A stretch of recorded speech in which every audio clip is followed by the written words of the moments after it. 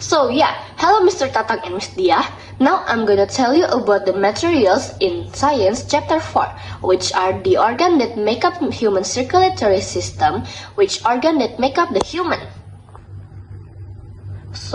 Which the organ that make up the human circulatory system is heart, to pump the blood, and the blood vessels, which consists of arteries and veins as a pathway for blood flow.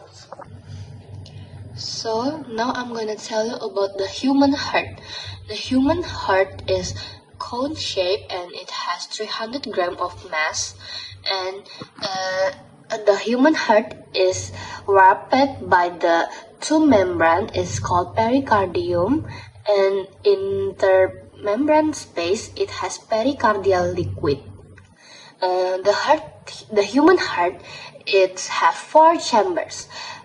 Two chambers on the top and two chambers on the bottom. Two chambers on the top it called atrium dexter and atrium sinister. Two chambers on the bottom it called ventricle dexter and ventricle sinister. Between atrium dexter and ventricle dexter, it's called valvula tricuspidalis, and between atrium sinister and ventricle sinister is called valvula bicuspidalis. So now I'm gonna tell you how heart works. The heart function is as blood pump when it beats. We can feel it in the arteries under the surface of the skin, like in the neck and in the wrist. The beat is as long we live with the pulse 60 until 80 times per minute. That are contraction and relaxation. Contraction means the heart pumps the blood throughout the body from the left ventricle, and relaxation means the blood enters the heart chambers. Now I'm gonna tell you about arteries and veins. Arteries means vessels that carry the blood out of the heart, and veins means blood vessels go to the heart. Arteries have arteries pulmonalis, and veins have vena cava superior and vena cava inferior and vein pulmonalis.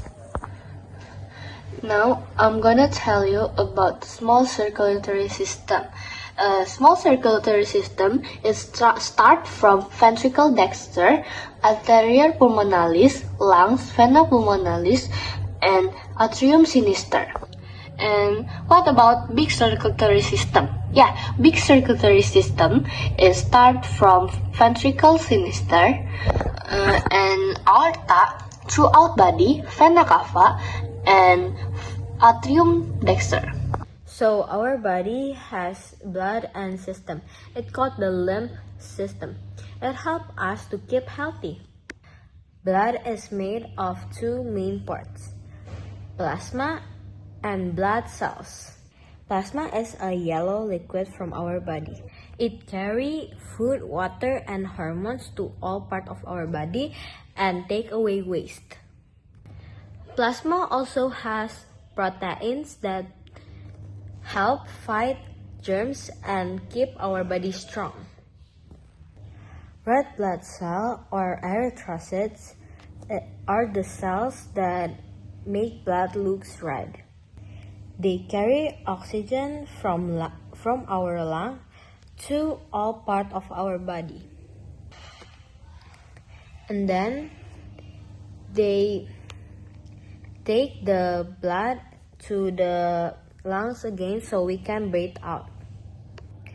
Without red blood cells or erythrocytes, our body wouldn't get enough oxygen to stay alive and active. Leukocyte has 5 types, that is monocyte, neutrophil, basophil, and eosinophil, and lymphocyte.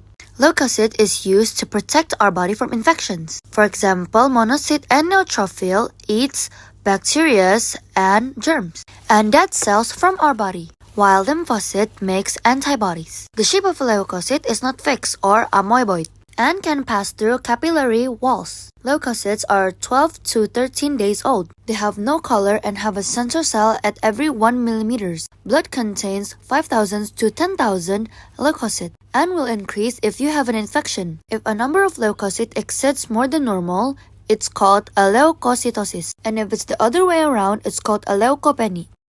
According to Karl Latzner, a doctor from Austria, says that blood types are divided into 4 groups by their existence of their agglutinogen. It's a type of protein in the erythrocyte and is collected from agglutinin. That's a type of protein from the blood plasma. Landsteiner classifications of blood group according to Karl Latzner are blood type A if someone's red blood cells contain agglutinogen A. Blood type B if someone's red blood cells contains agglutinogen B. Blood type AB if someone's red blood cells contains agglutinogen A and B. And last, blood type O. It's a type of human red blood cells that doesn't contain the agglutinogen of A and B. Blood grouping is very important for blood transfusing. A person who gives the blood is called a donor, and a person who accepts the blood is called a recipient. If a donor's blood type is not the same as ours, then our body will reject the transfused blood. The lymph system also helps our body to fight sickness.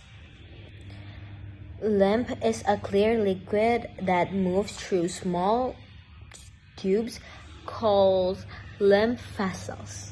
It carries white blood that protects us from germs. The spleen is a small organ on the left of our body. It cleans the blood, removes all red blood cells, and helps fight infection.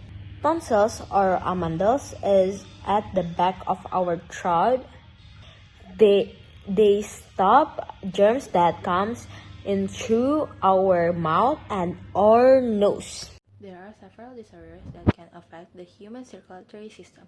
The first is anemia, a condition when the body lacks hemoglobin. People with anemia feel weak and tired because their body gets less oxygen. It can be caused by blood loss, lack of iron or vitamin B12, or genetic factors like sickle cell anemia. The second is polycythemia, when red blood cells are too many, making the blood thick. Leukemia is blood center where too many white blood cells are produced, but they are not normal. Hemophilia is a genetic disorder where blood cannot clot normally, and thrombocytopenia happens when platelets are too few. Hypertension is high blood pressure, while hypotension is low blood pressure. Varicose veins happen when veins swell because the valves don't work properly. Atherosclerosis and arteriosclerosis occur when fat or calcium builds up in the arteries and blocks blood flow. Finally, heart disease is very common and can be caused by high cholesterol, smoking, obesity, or lack of exercise. To stay healthy, we should exercise regularly, eat nutrient food, avoid stress, and get enough rest.